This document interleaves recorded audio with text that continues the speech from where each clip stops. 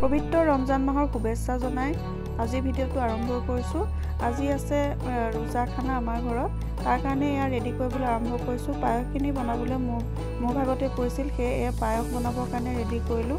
প্ৰায় 1 কেজি চাউলৰ পায়স বনোৱা হৈছিল, বহুতখিনি হৈছিল। এয়া চাওক, মই আমুল তাজাতে বনাইছোঁ, পানী ব্যৱহাৰ কৰা নাই। তাতে মই জহা চাউলখিনি তিয়াই থোৱা জহা চাউলখিনি ঢালি দিছোঁ আৰু এয়া পায়স হৈ আছে। বহুত সময় থিয় হৈ পায়সটো বনাব লগা হয়, অকণমান দেৰি লাগে, সেয়ে এয়া বনাই আছোঁ। আৰু তাৰপাছত ড্ৰাই ফ্ৰুটছ দিছিলোঁ, নাৰিকল দিছিলোঁ, কনডেন্স মিল্ক দিছিলোঁ। গোটেইখিনি প্ৰপাৰ দেখুওৱা নাই, যদি লাগে ভিডিঅ' তেতিয়াহ'লে মই পায়সৰ ভিডিঅ' বনাম। আগতেও কেইবাটাও বনাই থোৱা হৈছে, আপোনালোকে চাব পাৰিব। যিদিনাখন ৰোজা মাহৰ ৰোজা খানা পতা হয় সেইদিনাখন আচলতে খুব বেছি ভাল লাগে মনটো।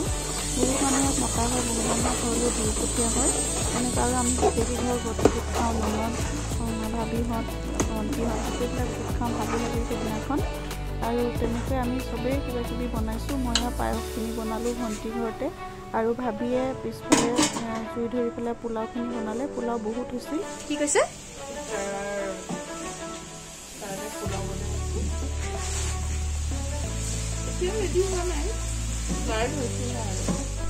এয়া ননদে পকৰীখিনি ভাজি আছে। বহুত বেছি বস্তু বনাব লগা হয় যিহেতু বহুত মানুহৰ কাৰণে, সেয়ে সকলোৱে মিলি পেলাই বনাইছে।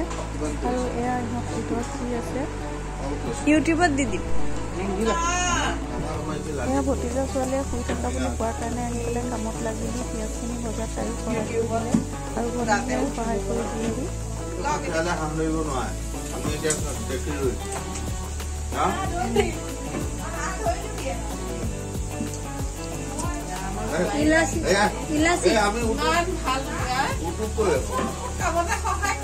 ইলাচি ক'ত ভাবি?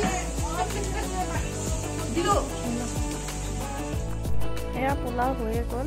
মই ভাবিলোঁ এই ৰমজান মাহৰ ভাল লগা সময়খিনি এটা ভিডিঅ' বনাই থওঁ। সকলোৱে মিলি ৰোজা খানাটো পাতিলে খুব বেছি আনন্দ লাগে, খুব বেছি ভাল লাগে।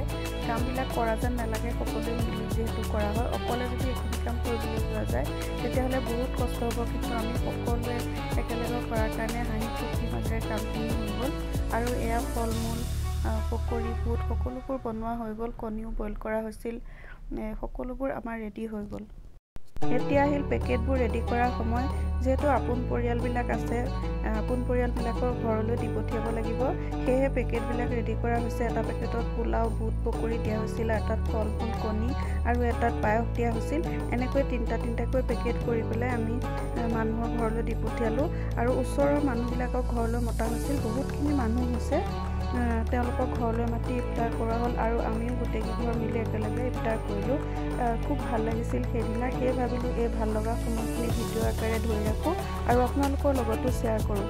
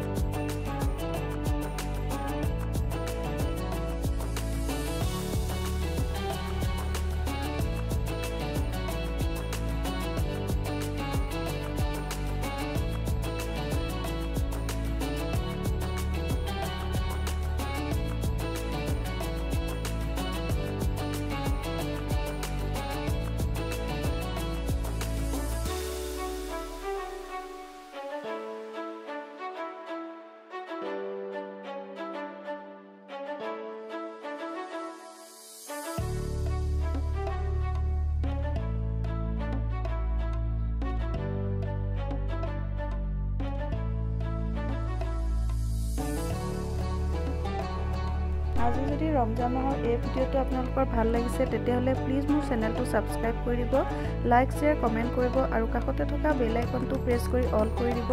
তেতিয়া মোৰ আহিবলগীয়া সকলোবোৰ ভিডিঅ'ৰ নটিফিকেশ্যন আপোনালোকে পাই থাকিব। আকৌ লগ পাম অন্য এটা ভিডিঅ'ৰ সৈতে। ভিডিঅ'টো চোৱাৰ বাবে বহুত বহুত ধন্যবাদ।